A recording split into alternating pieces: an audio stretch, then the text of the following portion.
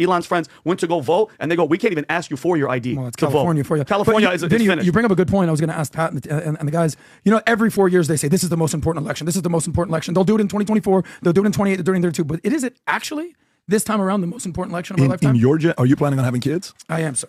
Yes. If the answer is you're planning on having kids and you want to build a family and you want somebody that your kids have a good future without being groomed, there's no question about it. This is the most important election of our lifetime, in my opinion.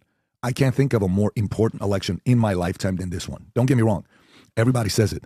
But she was asked the question saying, you were not even on 60 Minutes. You were not even a candidate. Like, how do you all of a sudden become a candidate? You were the way you were chosen was not in a way where you worked hard for it. You didn't go campaign for this. This has never happened in the history of the company. She's not the president. Every time they say he's a puppet, right? And you'll sit there, you're like, was Obama a puppet? Maybe to some of the money people, but I think Obama actually also had his own vision of what he wanted to do, okay? Do I think about was President Bush a puppet?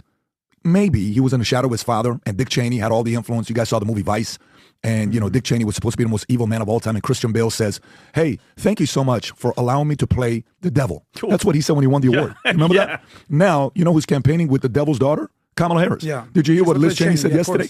Liz Cheney yesterday, they asked her a question. They said, did you ever think you would campaign with Kamala 4 years ago? No, I never thought I was going to campaign. But when I see the Constitution that's in threat, right there, it's that one right there. That one right there. Click on that. Watch this.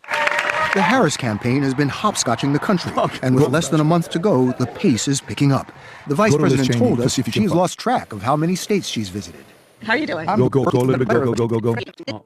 Yes, right there. I have never voted for a Democrat. Watch this.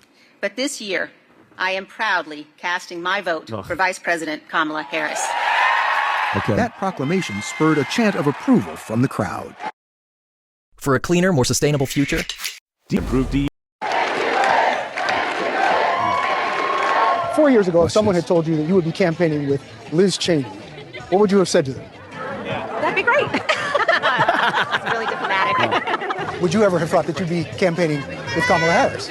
I hope that if you had said to me 4 years ago, our Constitution is going to be under threat, and it's going to be crucial for the parties to come together and to support Vice President Harris because she'll defend the rule of law, I know I would have said that's exactly what I'll do.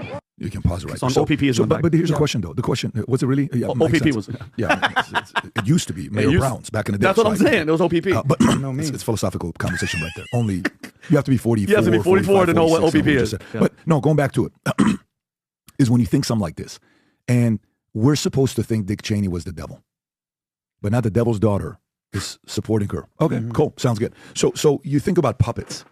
Was Trump a puppet? He's obviously anti-establishment. No. Was Bush a puppet? Was Biden a puppet? Yeah, Biden was a puppet. At the level of Kamala? No. He wasn't at the level of Kamala. Okay? I mean, this is the ultimate of the ultimate of the ultimate of the ultimate. There's been no competition. There's been no primary. You were just given a job. Yeah. It's like you got 4 kids, okay? Your oldest son knew you when you had nothing, okay? And he lived with you when you had nothing. Your second son experienced when he started making $250,000. You're an executive now. You're doing okay. You went to nicer restaurants. Your third child saw when you become the CEO of the company, you got some shares and, company went public, now you're worth $10 million. Your fourth kid is now experiencing with the next exit you had, now you're worth $100 million. And then you decide to have your fourth kid run the business. Huh. Yeah. They haven't seen it. They haven't seen anything. And this kid has had no competition with the other 3. Yeah. It's not like they all had to go through an interview process, the primary. No. Go run the company. Yeah. So when you ask the question, in that sense, this is deeply concerning. And I get what Musk is talking about. By the way, do you see Musk playing games?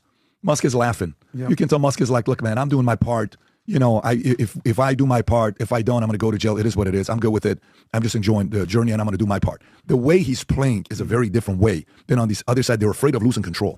The right has no control of nothing. Think about it. Yep. For somebody that's in the middle listening to this here, the left controls media. The left controls the DOJ, the CIA. The establishment controls those institutions. Trump does not control any of that. None of that. Tell me who he has on inside on CIA helping him out. Tell me who he has on the FBI side. Tell me who he has on the IRS side. Who? Is that what their game is? Their game isn't control.